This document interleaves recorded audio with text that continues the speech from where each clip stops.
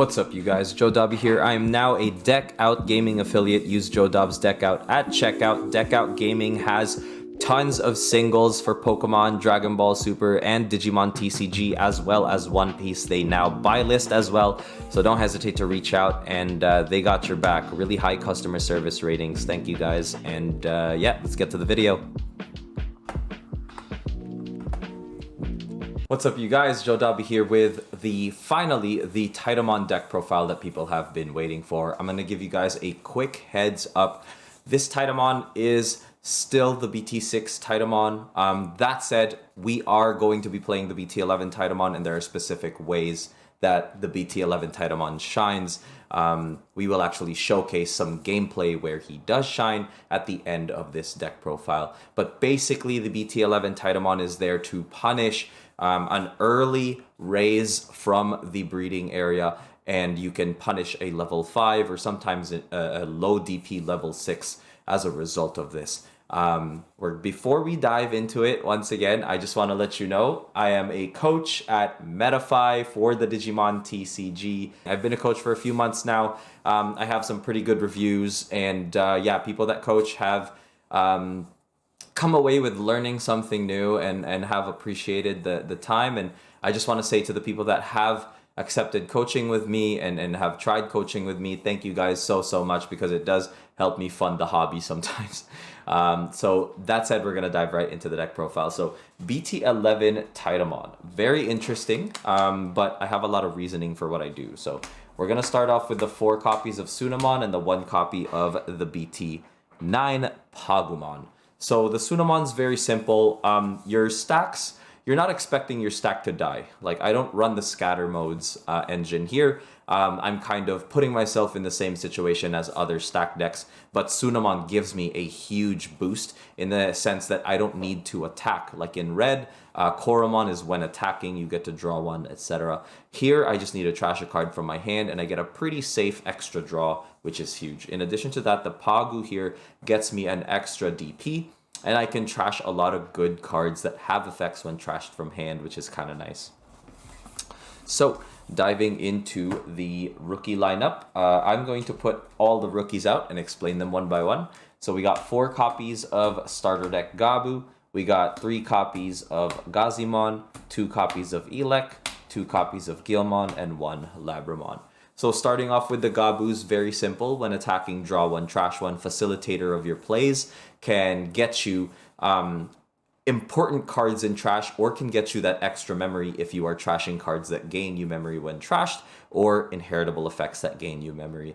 So sometimes that's all you need to press for game, and I like the Gabu because, once again, I'm not trying to have my Digimon deleted. I'm just trying to get them to the stack that I need in order to succeed and win.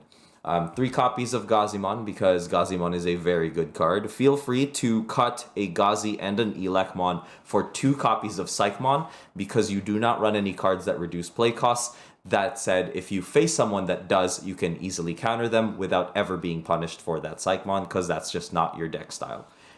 Very good stuff. Elecmon and Guilmon and Labra are my main tech choices here. Basically, Elecmon and Guilmon do a very specific thing with Black War Growlmon. They're your Digiburst targets, where you can bring out Guilmon and Elecmon as your rookies and delete either Floodgates or gain memory when you trigger deletion effects to unsuspend Digimon or to trigger other effects. The 1 copy of Labramon is nice. I do like the cycle of draw 1, trash 1. I was thinking of 1 copy of a 2-cost rookie, but Labra is effectively a 2-cost if you trash the right card. I'm talking about Nidhogg, or if you basically have a Ginkakumon on the board. If you have a Ginkakumon on the board, its inheritable is gain 1 when you trash a card from your hand, and Labra will effectively be a 2-cost, allowing you to facilitate majority of your plays and trash important cards. The reason why I found out about Labramon being pretty useful is because there were times where I was like, man, I wish I could trash a card right now, but all I had was that 2-cost rookie. With Labra, you kind of have to think a little bit more, have to plan a little bit more, get that Ginkaku stack in there, and then have Labra cost 2.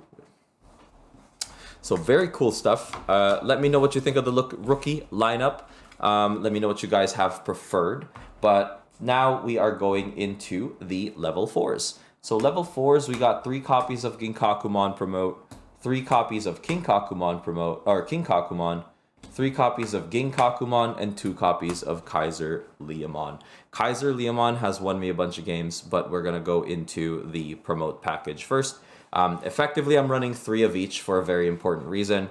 One is to Digivolve for 1 over a level 4, playing the memory game, and it helps with Black War Growlmon's Digiburst, or to swing for game with a rookie.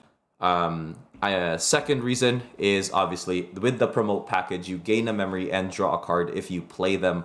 If you play the Ginkakumon Promote, because it allows you to add both Kinkakumon and Ginkakumon from trash, and when you do, you gain a memory, draw one, etc. So you use this with the old Titamon to effectively swing for 5 checks. Best case scenario if your Promote survives. You are hitting for everything, which is absolutely insane. And thus, the Kaiser Leomon is there because you can pretty much gain a decent amount of memory just from playing your win condition. And Kaiser Leomon over a Tamer is a 2 cost, and that's your swing for game. In addition to that, it has the opportunity to digivolve over other level 4s for 1 cost, which means I can continue to draw and find my pieces while putting my opponent to the least amount of memory possible. Kinkakumon is great effectively for reducing and deleting floodgates as well. You want to have at least 1 Kinkaku and 1 Ginkaku in hand almost at all times until you build that stack, and ensure that you have at least a package or 2 packages in trash so you can basically bring it out for game. So good stuff there. Kaiser Leomon is key as well, because if you want your promotes in trash but you want to draw and not pass too much memory, Kaiser Leomon can go over another level 4 for 1 and allow you to draw and send a promote to trash instead.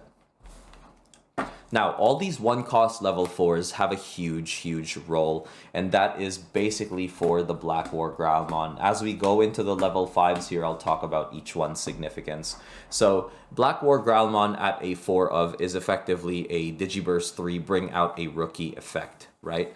So, you're Digibursting 3, typically it would be a level 4, a level 3, and an egg. Now, if you have a Kaiser Leomon and a Promote, if you just add either of these to that Black War Growlmon stack, you can Digiburst these and keep a very important inheritable. So for example, if your opponent's running Terriermon, you can keep Kinkakumon and use this Kinkakumon effect when you attack with Taita to trash another Kinkakumon to bring out a Promote, etc., and you'll delete a floodgate that way. In addition to that, if you are short, if you're at 0 memory and you really need the 1, you can Digiburst with Black War Growl with the Kaiser and the Promote to keep all of these very awesome inheritables. And if you want these 2 in trash, you know what? Just straight up Digiburst the everything and keep the Gabu so you can draw 1, trash 1 as well. So these 2 Digimon here are pretty key for the Black War Growl. As far as the Blue Meramon is concerned, this is just another way to keep turn, right? So Blue Mera will allow you to cycle through your deck. And the best part about this is, unlike Lady Devimon, it has retaliation. So if you are stuck and you need pieces, Blue Mera can actually stay on the board maybe 1 to 2 turns in typical decks that don't have huge deletion. Especially in green, because they can't swing over this. They'd rather swing into your security than try to trade their big body for it, which is very important. In addition to that, obviously cycling your deck, draw 2, trash 2, but its all turns effect is when you play a Digimon by an effect, gain a memory, which is what allows you to keep turn here. So if you go to Titamon and Digivolve, you typically play a level 4 Digimon, and that'll gain you a memory. With the Ginkaku Promote package, that's gain 2 memory. If the Promote swings and trashes a card, its Ginkakumon inheritable will trigger, gaining you 3 memory, and all of a sudden, you are at more than enough to play Demonic Disaster, you're more than enough to play Kaiser Leo. Just in case that Promote dies, you can bring out Kaiser Leo, swing for game, or you can use it to unsuspend with Demonic Disaster, etc., etc. Rebellion is another great way to kind of stall and keep a turn. And that's what basically these 4 do. That's to keep a turn for you. Next, we are running 4 copies of Titamon here, and 2 copies of Titamon BT11, and 1 copy of Nidhoggmon. So the 4 copies of the BT6 Titamon is effectively what you want to do to swing for game. You can do all sorts of things to basically bring out promote, and I still think this is kind of the best way to play Tita, considering the meta.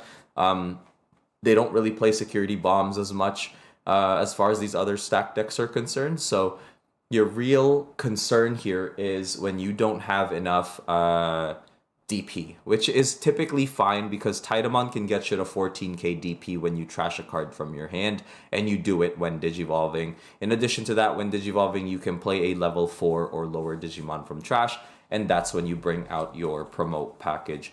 So when you bring out your promote package, that gains you yet another memory. And if you have a Ginkaku underneath, you gain 1 more memory as well. So that's a total of 2. And that gives you a total of 5 swings with a Black War Growl underneath, or 5 security checks, 3 swings with Black War Growlmon. So 4 checks total here with 14k, assuming you're able to trigger Black War Growl because the promote survived its check. And you'll pretty much be good to go there. The skill check here is when to push for 4 checks or when to push for 5.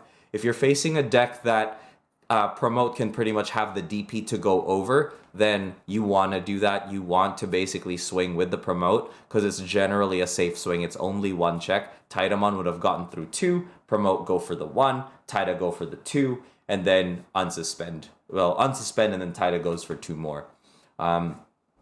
This card is awesome. So BT11 Titamon, very specific situations, very huge momentum swings. So it has piercing here. And when Digivolving, you may trash up to 3 cards from your hand for each Digimon your opponent has, right? And then you can suspend these Digimon. And when that's kind of completed, for each of your opponent suspended Digimon gain a memory. So if you're facing like a Bloom Lord deck, and Bloom Lord effectively has like 5 bodies out, you're gaining 5 memory, even if you suspend nothing. Because at the end of it, you gain memory for each suspended Digimon your opponent has. It doesn't necessarily have to go off what you've suspended per se. So that's a huge memory boost. And sometimes this Titamon can get you to that huge memory boost, allowing you to go up Kaiser Leo over a Tamer and then go straight to BT4 Tita again and then kind of go crazy. In addition to that, the piercing is really awesome because you can swing over other targets and pierce and kind of control the board. But the punishment here is if your opponent is looking for pieces and they're forced to raise their Digimon, if you can answer with the Titamon and pierce over it, you can definitely turn the tide around, and it's that much easier for you to build a stack and swing aggressively with the Tita, getting you that much closer to game. Nidhogg here is important because it allows you to gain that memory when trashed from the top of your deck, or when trashed from your hand. So you can quite deliberately trash Nidhoggmon for either Titamon, and you'll at least gain 1 memory back. And I'll show you why that 1 memory is super important next. All right, so for Tamers here, we are actually running 3 copies of Alice and 2 copies of Matt Ishida. So I think this is actually one of the best decks to play Alice with, simply because both Titamons are 4 cost, and you don't want to pass turn. Black War Growlmon is also a very huge catalyst to allow you to use Alice efficiently. So Alice's effect is your turn once per turn. When one of your Digimon would Digivolve from a level 5 to a level 6, you may delete one of your Digimon to reduce the Digivolution cost by 3. And that is pretty good because it makes all your Titamon a 1 cost. And it's very easy, as you've seen in the deck, to kind of gain that 1 memory. So if you are passing 1 because of this effect, then you'll typically gain it back with the Titamon. So I'll paint you guys a scenario here where I have this Titamon and a Nidhoggmon in hand, and I've got a Black War Growlmon and a full promote package in trash, right? So this is very simple. I know a lot of people have already done this in the past, but effectively, Black War Growlmon will Digiburst here, allowing you to play a rookie. and the rookie that I'll play is Guilmon, for example, right? After that Digiburst, I can trigger Alice's effect. When I would Digivolve into the Titamon, I would delete the Guilmon. This would gain me an extra memory. You're paying 1 with Zoe effectively to go into Tita, and then with Guilmon, you're netting 0. With Nidhogg, you're gaining 1. And then Tita will effectively bring out Promote, which is very easy to have in Trash, mind you, with this deck, so you don't have to worry. And then you effectively have something that will gain you another memory, so you'll be at 2 and draw a card. Then you can effectively swing with Promote here. Promote has to swing first, which is unfortunate, but that's fine. So it'll swing first, and then you can trash whatever. You can trash like another Guilmon just to gain a memory, delete a Floodgate, etc. And if the Promote survives, Titamon will be swinging on Evo for 14k 2 checks, and then you can trigger Black War Growl to delete the Promote to unsuspend Tita, and then Tita can swing yet again 14k 2 checks. So that's ultimately the big combo here with Alice, and that's why I think that Alice is a very good card for the deck. 2 copies of Matt Ishida here, quite simply put, memory booster, memory setter, and allows you to cycle back important cards. Next, we're going to go through all the options very briefly, and yeah, we'll just dive right into them. So, Demonic Disaster, Call from Darkness, 2 perp memory boosts, 2 Underworld's Call, and 1 Evil Squall. So, Demonic Disaster, its main effect is you can delete one of your Digimon and unsuspend one of your other Digimon. So, once again, you can do that with the hybrids, you can do that with the promotes, you can do that with rookies, especially if you don't see Black War Growlmon, this is a good out. And from security, it allows you to play a rookie. So when you play that rookie from security, if they can't answer it, you have something that you can use to sacrifice to use Zoe's effect to become a Titamon next turn when you raise your level 5. So you don't even have the Digiburst, so you keep all the inheritables unless you want a Digiburst to have the promote package in Trash. 1 copy of Calling, naturally you want to keep cycling Digimon that you find important. 2 copies of Purple Memory Boost to gain that extra memory and gain more advantage. Effectively, sometimes if you do the whole Black War Growlmon combo with the Tita and the Promote, if you have Demonic Disaster and a rookie in hand, the Perp Boost can get you there to win. So sometimes that's really clutch, but mainly you're there to find your pieces and to gain memory when you don't see your mats. 2 copies of Underworld's Call. You can trash Underworld's Call to actually draw one. From security, it allows you to play out a level 4 or lower. So if you play out a promote package, you're gaining a memory on your opponent's turn. And if you have a blue Meramon on the board that is a Digivolution source, its inheritable effect will gain you another memory. So it's a great combo defensively with Blue Mera, and offensively, you basically, as I've mentioned earlier, can potentially gain 3 memory here with Digiburst out Guilmon, Digivolve into Titamon, delete Guilmon, go into a Promote, swing with Promote, and then effectively you should be about 2-3 memory. And then if you can get to Underworld's Call and just slam it, you're basically playing another Promote for 3 costs because you'll gain another memory. And then that sometimes is enough to swing for game, if not anything else. And the 1 copy of Evil Squall, just because sometimes your opponents can get into 1 to 2 multiple stacks of Digimon just to find their pieces. It's more often than not people are really looking for that level 6, that level 5, and they go into like 2, 3, level 4s, level 5s, just to find the right one or just to prep for game. But you can sub out Evil Squall for Schwartz Larets, which deletes a level 5 for every hybrid or tamer that you have. And because we run 5 tamers, and we can potentially go into Kaiser Leomon for 1 over a level 4 or 3 for a level 3, I find that Schwartz could be a better option because it doesn't have the caveat of having to delete unsuspended Digimon only. But yeah, that is the deck profile. Thank you guys so much for watching this, but we're going to go into part 2, which is effectively just the gameplay, and I'm going to do some commentary on it. So, boop.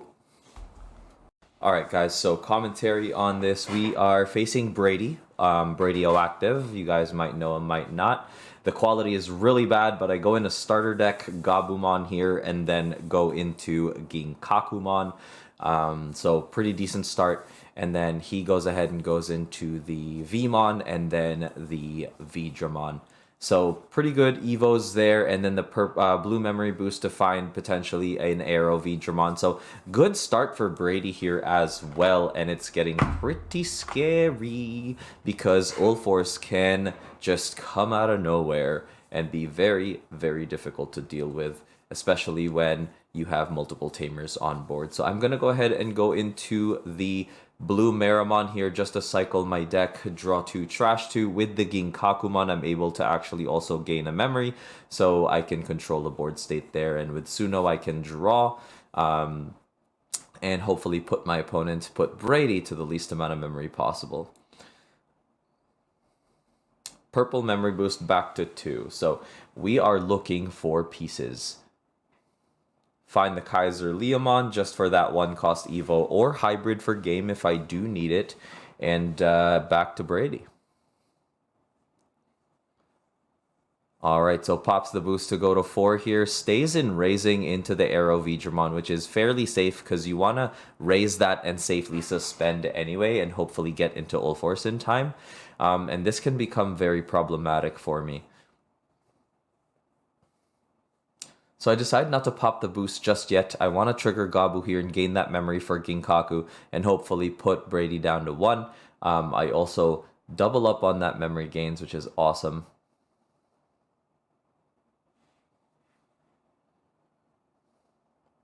Alright, so I go into the Ginkakumon and then Kaiser Leomon because I want to set up that memory gain for when I do need it, and I pop the boost to go into Black War, and that Kaiser Leomon actually maths out the Black War with the purple memory boost very well. So, you know, mathematically, I put him to 1, goes into Ulforce here, and will pass turn, and without bouncing anything. So definitely not the Ulforce turn. Pays 2 with the ties, but gains memory back from the Vidramon Inheritables.